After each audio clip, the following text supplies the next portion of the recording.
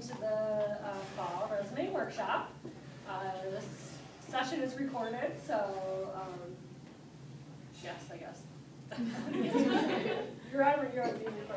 Okay, I do want to mention that the PowerPoint, there's a lot of links in here, and so I encourage you to spend the time looking at the links, and you can find them by going to Q, Groups, Resources, and Resume Workshop. And there's some old recordings there, and then this recording will be there as well. And then well, I'm going to get rid of the PowerPoint there, but the PDF will be there with all the links on it, so you can check that out. What we're going to cover today is really where kind of to start looking for jobs, and then tips and tricks for your resume, cover letter, and then also just some kind of general guidelines on how to be successful in the process. The first question I always get is when to start searching. And my advice is always the sooner the better.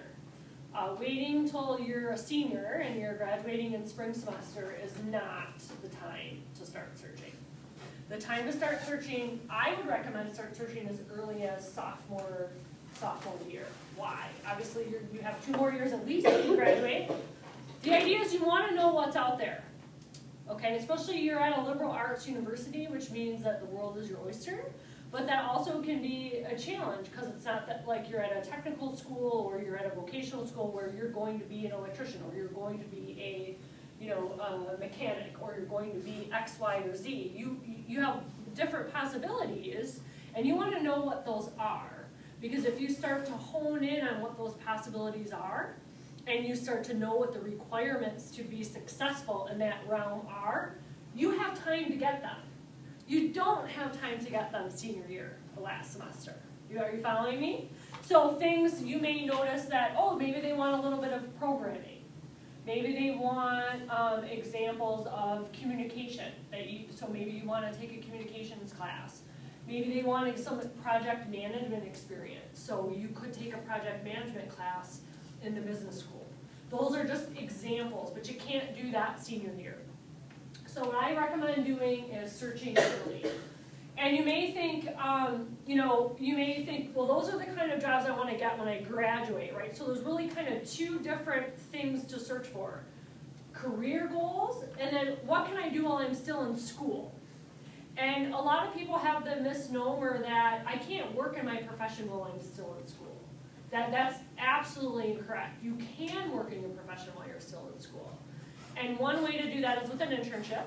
Another way to do that is with sometimes it's called a technician job, or sometimes it's called an LTE, limited term employment.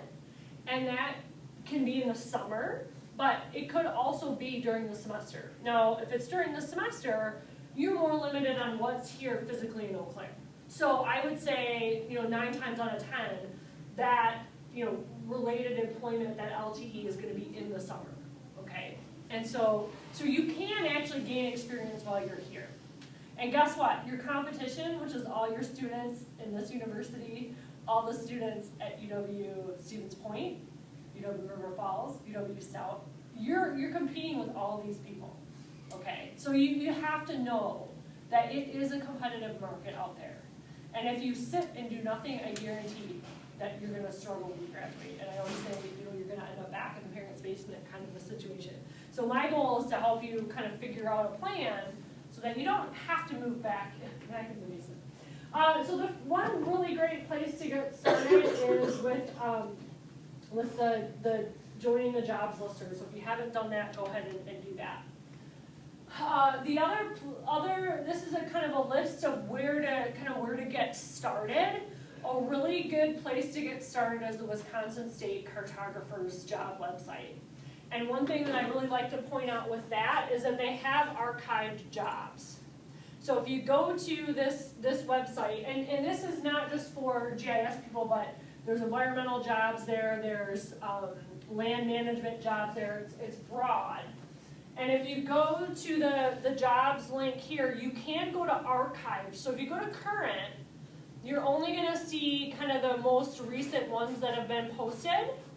But if you go to archive, you can go all the way back, I think, at least 6 years. And you can get a feel. And what I recommend students do is they start printing some off or saving them. And basically highlighting things that are attractive to you in green or yellow. And then take a big, big red highlighter or marker and underline the things that just you say, I don't really want to do that. And for some people, you don't want to be out in the field all the time, rain, snow, sleet, ticks, mosquitoes, wind, sun, outside all day long. Some people think they want to do that. Once they have to do it every day, then they change their mind. Maybe you don't want to do that. So you're going to kind of cross those jobs off that have that kind of thing in it. But then you'll find other stuff that you like. So maybe you're a people person. Maybe you want to mix. Maybe you're big at communication.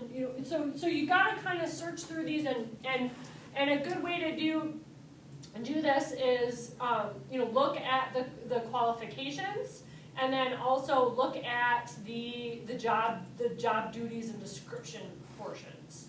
Okay, and really it's the qualifications that you're going to have to start saying to yourself, I'm seeing a pattern here. I am seeing ability to work independently, ability to coordinate multiple tasks. What can I put on my resume that is going to speak to this? Because that's what they do, right? They match up the list of qualifications of the position with your resume. And you need to make that super easy for them.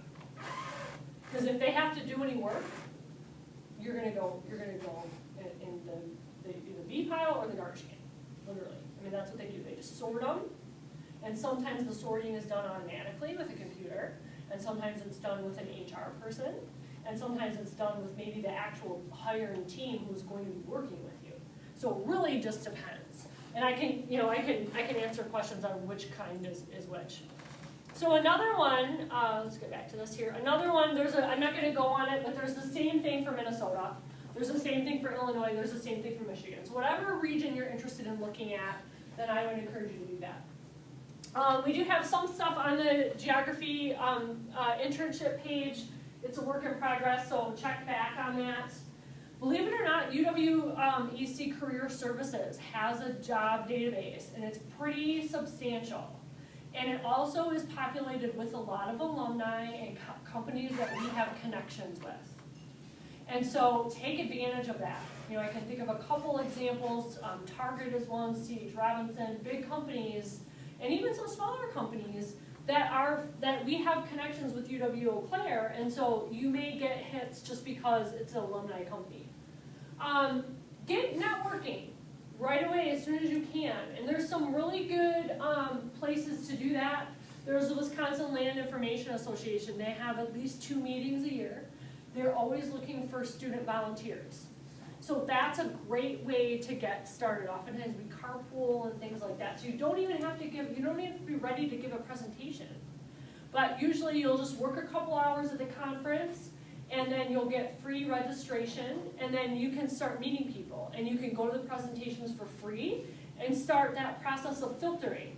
That looks really cool. That looks awful. I don't want to do that. And that's important. You need to be able to listen to yourself, and don't be stubborn like some of us were when they were growing up and said, I want to do this. But if you really listen to yourself, then maybe you may be more closed-minded than you're thinking. So you have to look at the possibilities and then try to listen to yourself of what's attractive, what's not.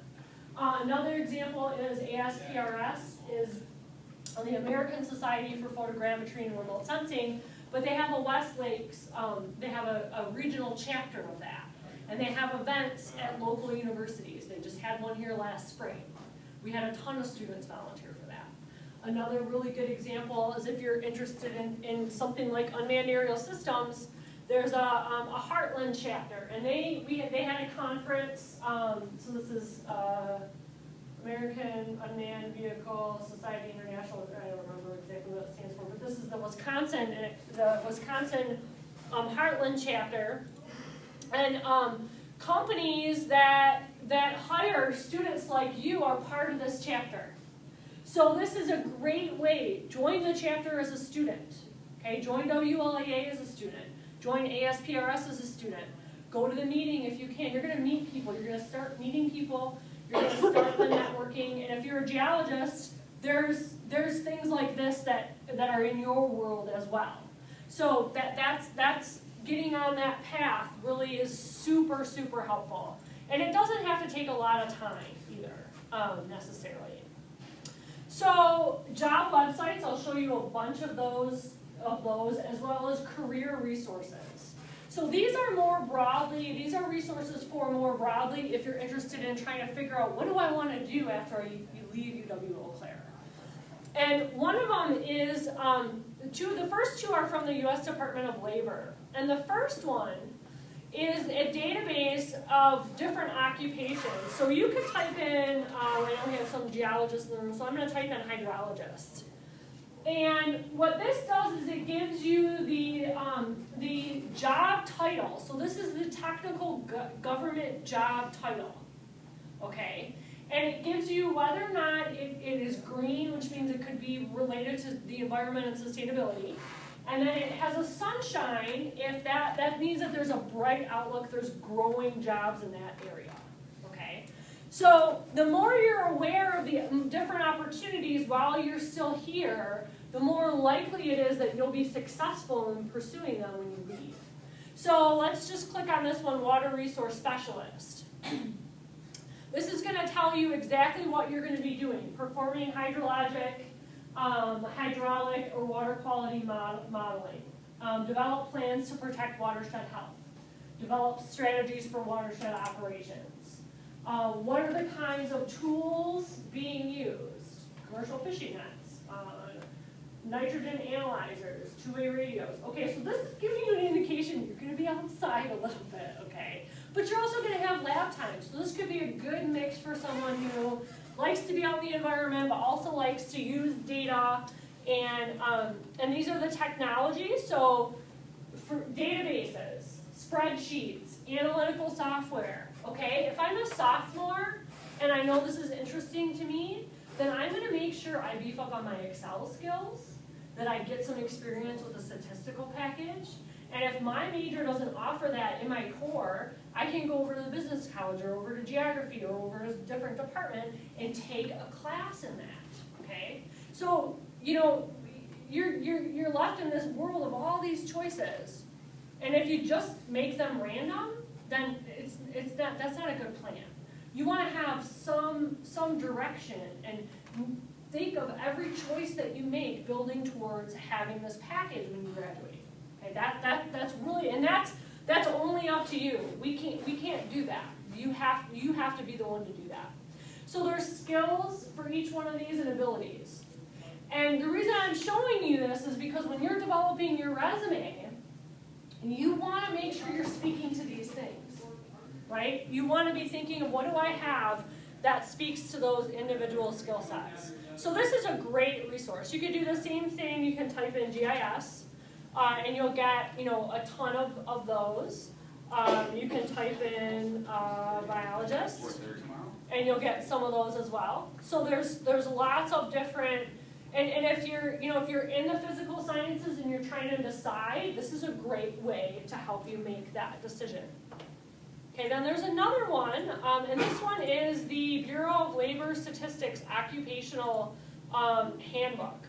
And these are occupational groups, different kinds of kind of categories.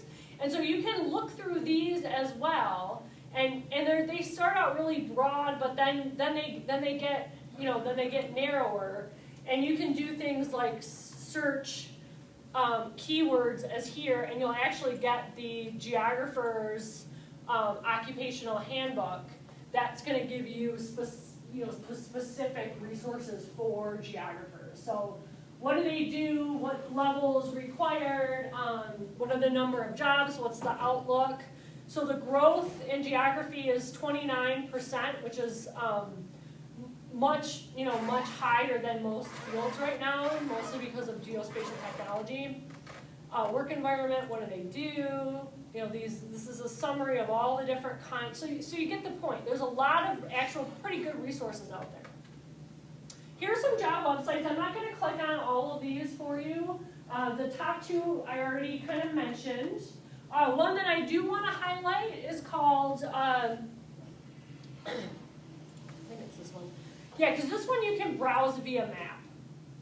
And this is kind of nice if you're thinking, okay, I want to work in GIS, but I want to move to eastern Montana. Well, I hate to be the bearer of bad news, but there's just not a lot of jobs out there. So with GIS, there tends to be a couple of hotspot corridors. Denver is one. Another one is St. Louis, where there is the National Geospatial Intelligence Agency. So all the GeoInt kind of jobs are going to be here. Of course, you're always going to see a bunch in the Washington, D.C. corridor. There tends to be a lot in Florida for some reason as well. And then, of course, out on the coast and your clustered areas there. So that's kind of a nice site. Some of them let you browse. That's the only one I know that lets you browse geographically. This one is a really good one as well because it's also a it's a recruiting firm as well as a job posting website. So we've had some students have really good luck by posting their resume on here.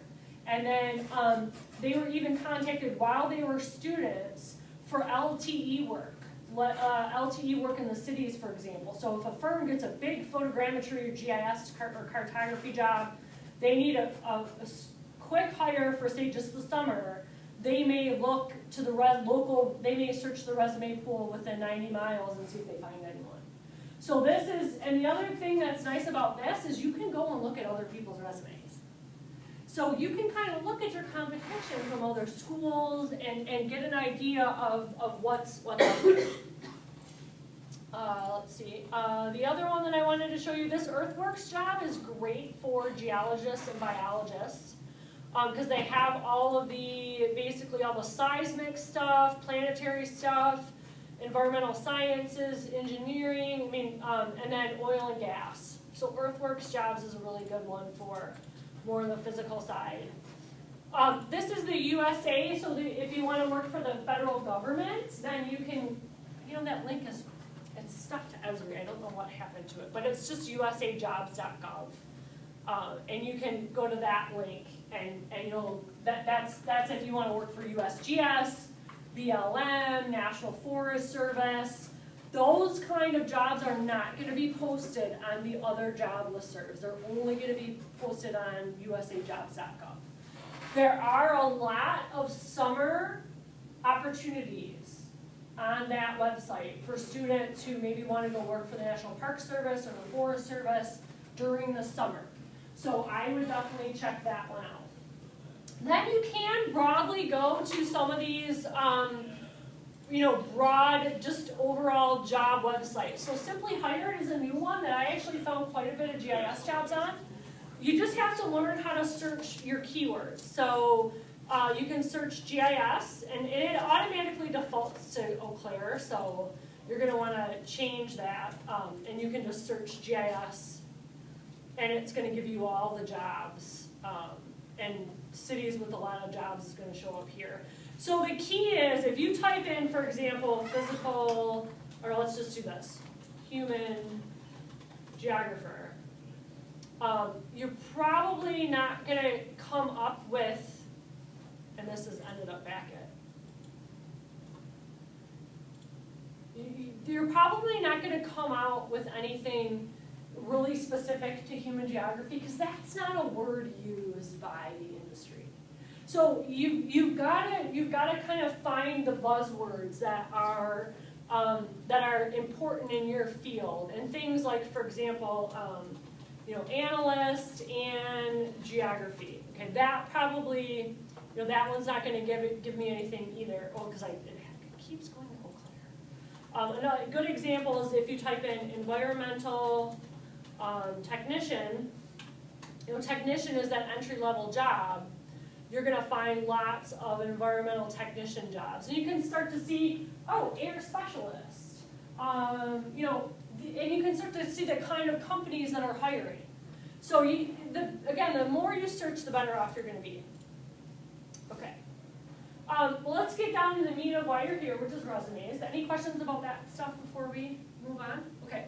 So I like this infographic just because it shows you a whole bunch of things all at once.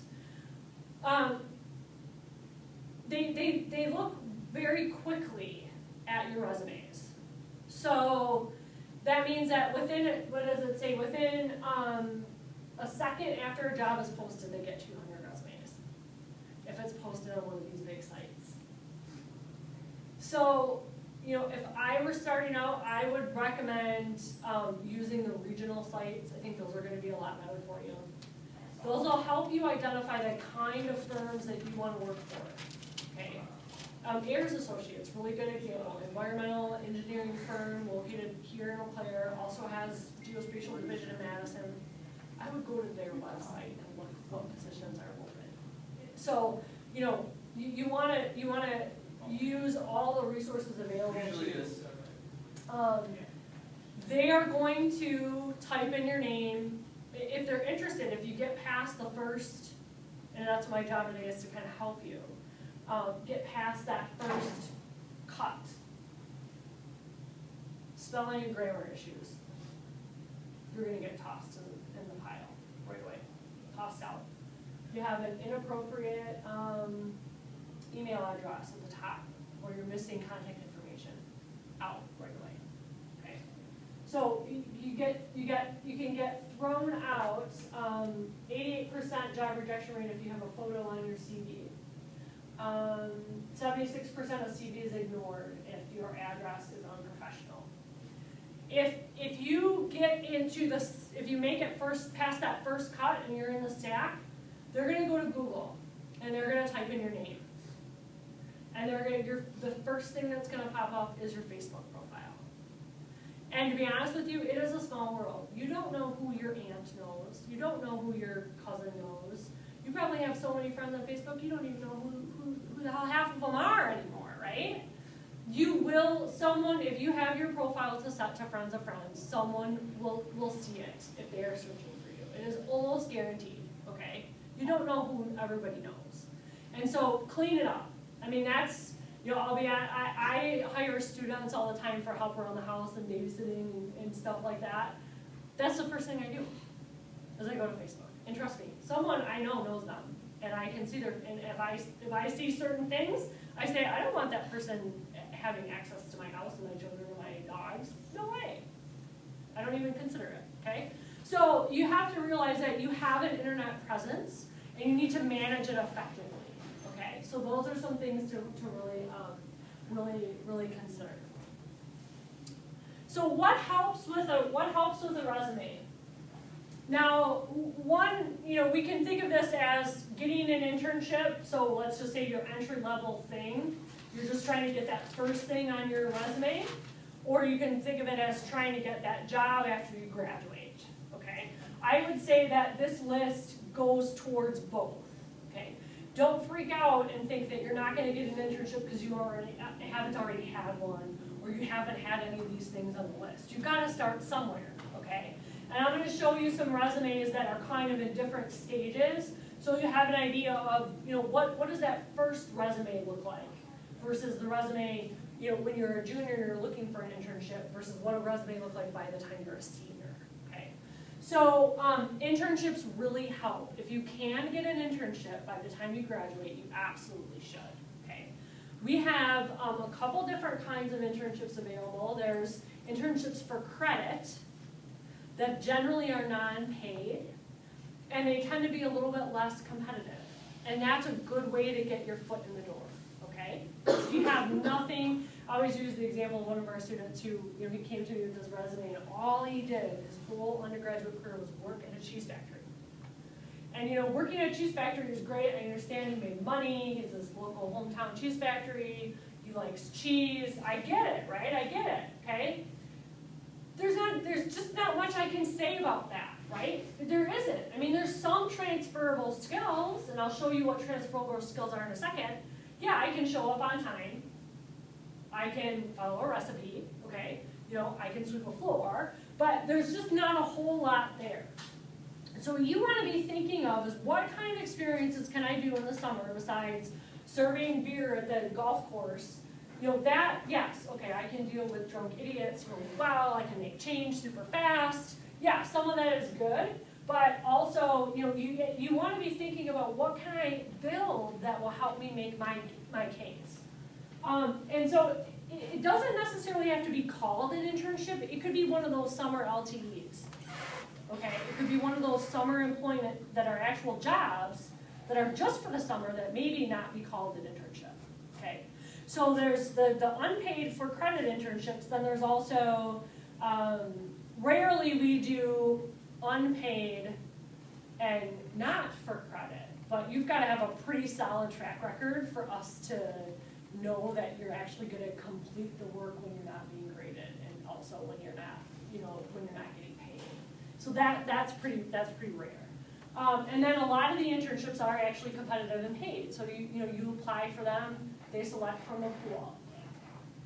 Your advanced level courses will really help. So especially if you're interested in a job that involves GIS, really 335 is pretty much, you're going to have that one class before you could be competitive for a GIS type internship, whether it's in geology, biology, or something else that uses GIS. You're going to need at least one class in that area.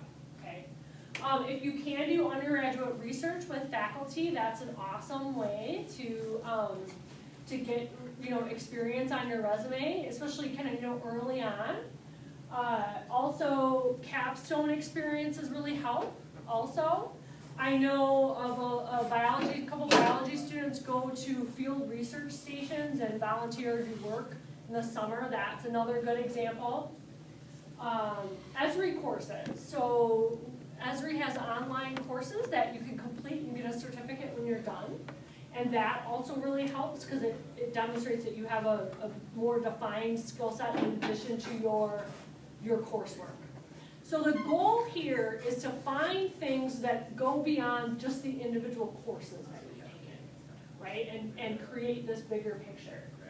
LinkedIn, we have a LinkedIn geography group, which can connect you with alumni.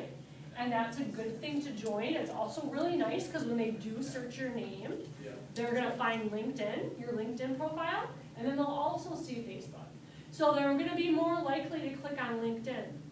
And there you can put a resume, you can put a professional photo, you can put examples of your projects and links to stuff, you can connect with other people. So it's a really good way to start building a network. And it's a good way to have an online presence that's more professional than whatever happens when you Google your name. Okay, I mean, you Google my name and you go to the images and there's pictures of me and my kids and all this other stuff. And people, I don't even know, some people that I know, pictures are showing up of them and it's me, I don't understand. So if you do some of these things like LinkedIn or create an online portfolio, that's going to direct them versus just whatever happens to be out there with your name associated with it. Really solid recommendations, okay? I put letters up there that's kind of more for graduate school, for those summer opportunities, for internships, and for getting a job at the time you graduate. You want your professors to be able to say really good things about you. And I always kind of get on my soapbox here and say, if you're not performing well, you show up late, you don't do your work, it's half-assed, we will not recommend you. I have told people I would not hire that person. And I'll do it again because we work hard to build a reputation for our students. And so the students who have gone before you have been successful and they've done a really good job, and that bodes well for you, right? We have a company in Madison that right now has 8 of our students working there, and they're all doing awesome. If I send them students who don't do their job, they didn't do their job here, they're not going to want to hire any more of you. So really, actually, there's a feedback cycle there. Good grades. I would say everybody knows that you make mistakes when you leave the house and go to college, and there's usually a couple years in there where you might have not done your best, and that definitely happened to me. So, but it's really a pattern. It's a pattern that you want to establish as you're getting closer to graduation, as you're in your major, that you've figured out. So don't worry if you've made mistakes in the past.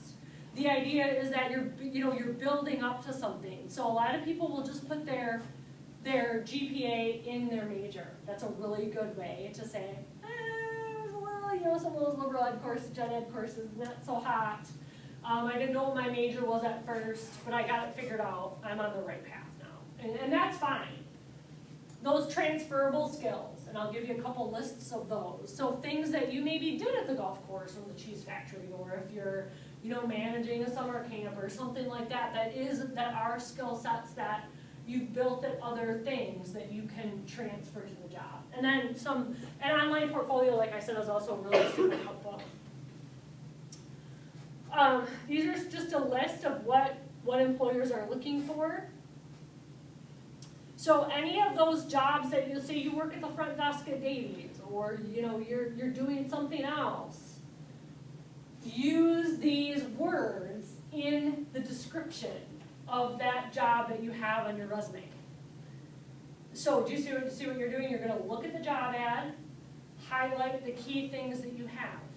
Make sure those exact words are showing up on the resume in your experiences, right? And then finally, you point out the key ones in the cover letter. Do you see what I'm saying? So that means that you're studying job ads very closely. Then you're adapting your resume to a job ad. You should not have just one resume. You should have versions of your resume that are more tailored to different kinds of job ads, right? And guess what that means? That means that if you're not already ready, you're not going to be ready when the job ad comes out. If you are not ready when the job ad comes out, you might as well forget about it, because someone else already is, and they've already sent it in. You cannot wait. That's the biggest mistake. I have seen students lose out on incredible opportunities after I told them multiple times, get your resume ready now, get it ready now, because when someone calls me and says, hey, who are you going to recommend for this? And I look at the blogs and I think of my students, and I say, oh yeah, she just got an A on her GIS-2 exam. I'm going to recommend her. She'd be perfect. And then I contact you, and you've got exams and projects you have to work, and your resume's not ready. You have to be ready on the go. Because if you have a solid starting point, then adapting it to a job ad is super easy, right? Because you've already got it there. You're just going to do some minor tweaking. So don't wait. Don't wait, and because you'll be the first one, and if they really like you, then they're gonna look at you. I'm not going to go through this whole list, but these are some more, because you can spend some time on this on your own afterwards to see what you think is useful here. But what I do want to spend some time showing you is some resume examples of things that some students that we've had in the past. And I think we've got a good mix-up here. These are all live links, and they are on the Q Drive, so you can take the time to kind of search through them on your own.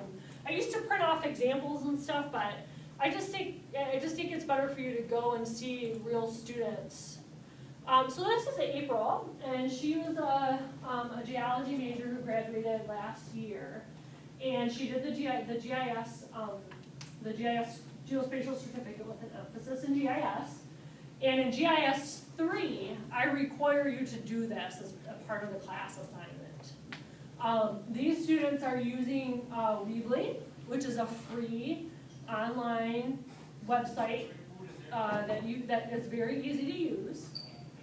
And it may be, well, this generation's a little more used to self-promotion because of social media, but it may seem kind of weird. But you can't think of it that way, because who would not hire April? I mean, look at this, right? She's outside, she's smiling, she's putting it out right out there. I love geospatial, I love geology, I have all these skills, I'm awesome, right? I mean, it's just exuding that right away. And so don't let them find your Facebook profile. And I'm not saying that all your Facebook profiles are bad, but it's just, if that's more of more of our personality versus who we are professionally, and this can really help put that out there. And you just get an idea that she has a map of where she's been. You can click on her resume, and at the bottom she's got, I forgot, of course this one is, you have to download it. No, it's stuck.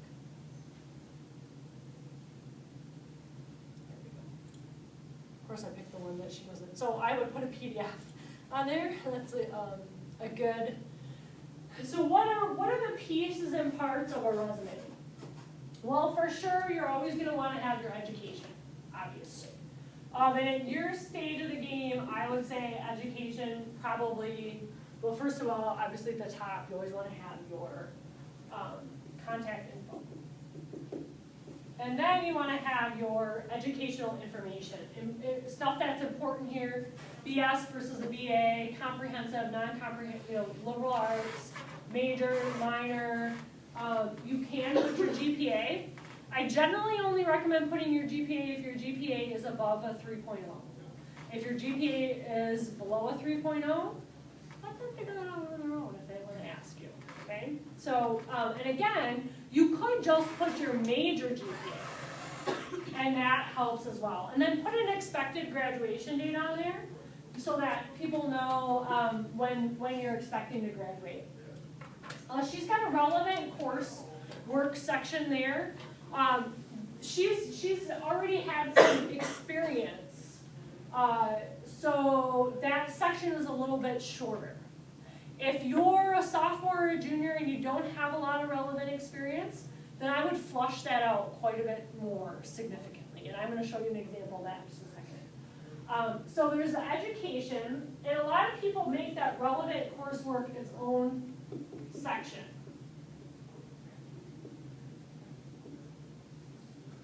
Own section. Because a comprehensive geography major here is a lot different than a comprehensive geography major from Lower Falls or Stowell or Platteville.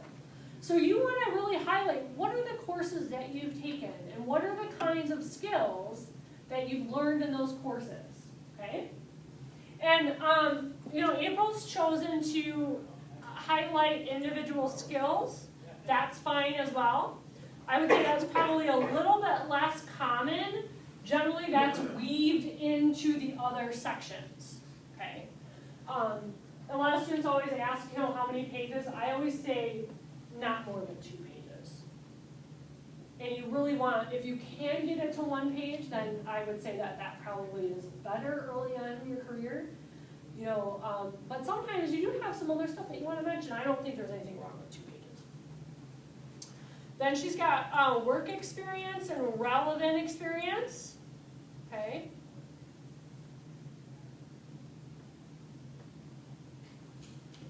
I would usually do something like relevant coursework, relevant experience.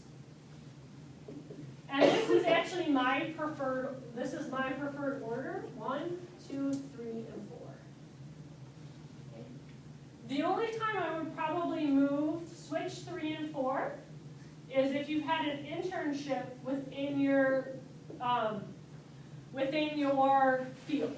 So if you haven't had any experience yet, you're working at the golf course, cheese factory, front desk, and you just have courses to talk about, then I would go 1, 2, 3, 4. If you've had that internship, you've had undergraduate research where you've presented at a conference or something like that, then you could actually switch 3 and 4 and do the other one first. So it's going to kind of adapt as you go along. So let's go back here and look at some other examples. Let's see.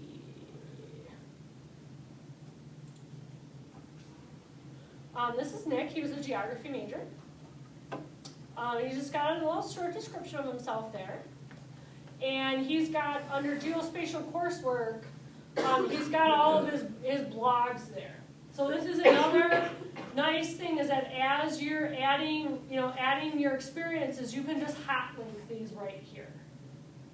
And the employers do go to these. I will tell you, hands down, they think about it. If you get sent someone's website, what do? You look at them, right? I mean, that's what we're all trained to do now. So that's what your natural reaction is going to do. And they're going to open up your blog, and they're going to see, wow, yeah, she does really know how to make a map. She does really know how to do quantitative analysis. Her cartography is pretty spot on. She can communicate digitally through digital media. This is great. So you want to don't hide all your skills here in a binder on the Q drive or on the W drive or on the H drive. Put them out there. So and you'd be surprised a lot of the students in this class had, you know, by the time I assigned this, they had this, a template up within 2 hours. I mean, it's not hard to do this. And it doesn't have to be fancy. Just take a nice picture of yourself, write a couple sentences, and stick, even if it's just your resume and your 3-5 blog. It doesn't have to be a lot right now. Because like I said, when the opportunity strikes, you're not gonna have time to do it. So do it now, and then keep building on it, okay? So this is a really good example. He's a little bit further along, so he has his education still at the top, even though he graduated in 04. And he's got his job's up there, and then what I wanted to show you, because this is kind of a good one, is that he's got his relevant coursework, and since he's taken GIS 1, 2, and 3, he's combined them all under one bullet, and he's covering all the core concepts under there. In kind of a bullet listing out fashion. Do you see what I'm saying? So if you've only taken GIS 1, then just put GIS 1 on there. So he also took field methods, he took web GIS, remote sensing, and quantitative methods. If you're a geologist, you know, if you've taken hydro, you've done field camp, you want to put those on there. If you're going to take a computer science class or a web mapping class, don't put your general education classes on there. Don't put 100 level classes on there. Just the 300 and above that speak to the position. And again, if you're just starting out, this is going to be bam, the second thing you want them to see. So it just kind of depends. And you can see what, you know, he's using buzzwords here. And a lot of people, you know, just try to make stuff up. Go to your course syllabus and pull from the topical list. Projections and coordinate systems, geodatabases, vector analysis. Those are the industry words that you want to be using to help you, help you along. Let's see. Joe Klein is another good one. This is his resume. So he didn't, at the time, he didn't really have much experience yet, and so he put his capstone research project first. And then he went ahead and did his related coursework. He decided to break out all of his blogs, and it goes down and down and down, and then he starts to have some other sections down here. So usually we want to have a software proficiency section. And that's where you're going to be listing the names of the software that you're available, that you know. And then if you do have Esri certified courses, you want to list those out. And if you're a geologist and you, for example, did the Vulcan thing, you want to say Vulcan seminar. Anything that's a technical software that you learn should go in that section. And then, what did he do while he was here? Well, he worked at Bug Eye Buddies in Green Mill. Notice that's at the very end. It's, and he doesn't even have any transferable skills, right? But look at how he was able to fill 2 pages without even talking about how he made money during the school year. That's what you want to do. Because do they really care if you work at Bug Eye Buddies? No, they really honestly don't. I mean, they know people have to work in college, but you want to make the case that I have gone beyond and above just my individual classes. And even if you only have individual classes, if you're just starting out, then you can at least highlight the things that you've learned that are important from that. Let's see, go back here. Click on Emily has a good one as well. And you can go to her resume and see she had a couple internships while she was here, so she had those at the very top. And then she did her related coursework with all of her different projects. Then she did some research stuff, so she highlighted that as well. Software proficiencies, professional development, and then memberships and associations. Hannah is another good one. These are all good ones. So you can You know, you can really, you know, again, relevant coursework. Using the words, digitize, you know, she learned how to digitize, geodatabase design and management, things of that nature. Related academic activities, peer mentoring, student faculty research collaborator, volunteer, memberships and awards, software, and then she's got she put professional experience further down at the bottom. And then she's got her references. Generally, if you have done any volunteer experience or things like that, if it's, my general rule of thumb is if it has a political connotation or a religious connotation, or it's really funny because last time I used the example of being in a Dungeons and Dragons club, and then the guy who was videotaping the seminar said, well, I was actually in a Dungeons and Dragons thing, and I made videos for our club, and that ended up getting me a job. So I'll be careful, but let's just say that you really like cats or something. Don't put a bunch of cats on there. You want to keep you don't want people to judge you for your political affiliation or your religious affiliation. So, if you volunteer at your church, you might just not want to put that on there. Or keep it so that it's more broad versus knowing that you're, for example, Green Party or Republican. You don't want someone to judge you based on something along those lines. So that I would just be aware of those kind of things. We're almost out of time here, so I'll just stop with the cover letter. But you do want a cover letter, and what the cover letter should have is it should really make the case in 2 paragraphs.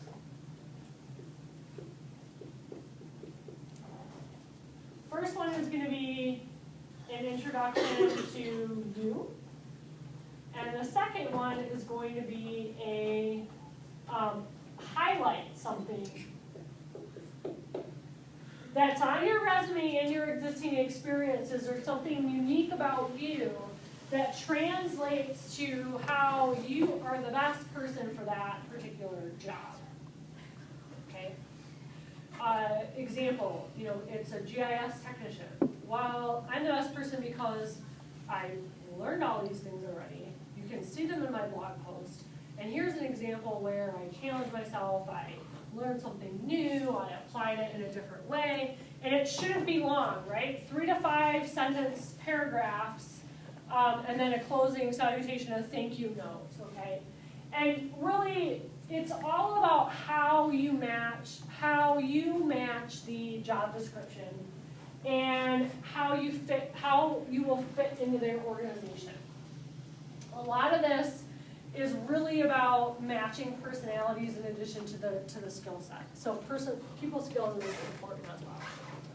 Just a couple tips. So use enthusiastic language. I'm an excellent fit. Initiative, hardworking, enthusiastic. I'm an independent learner. That's huge, right? Being able to troubleshoot things like that. Avoid mediocre. I've had students say, I might be a good fit for this. No, you are a good fit for this. Confidence. Don't regurgitate your resume. Don't do listing. That's not going to help you. So those are some things to consider. There's another class coming in here, so we have to close out. But I just do want to show you real quick that there's a bunch of other stuff on here, including interview questions, GIS questions, job skills are listed on here as well. So there's a lot of stuff for you to peruse on your own time. So thanks for coming. I hope you found it useful. And don't forget, there's an internship panel from 3 to 4 where you can hear about experience.